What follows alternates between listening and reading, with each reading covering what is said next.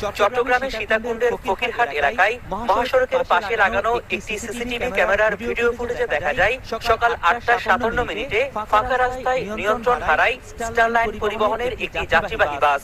অপর একটি ক্যামেরায় দেখা যায় বাসটি সড়ক বিভাজনের সাথে ধাক্কা লেগে উল্টে যায়।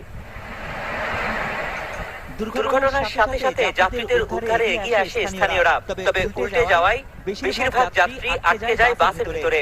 সেই সময় আশপাশের গ্যারেজে থাকা দুটি এক্সকেভেটর দিয়ে বাসটি সামান্য উঁচিয়ে ধরে আহত 8 যাত্রীকে উদ্ধার করে স্থানীয়রা।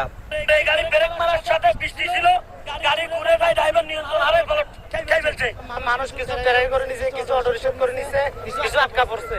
পরিবার পরে কেরান আসছিল, এলাকার কেরানে আলগা ধরছে, তার মানুষ কিছু বাইর করছে।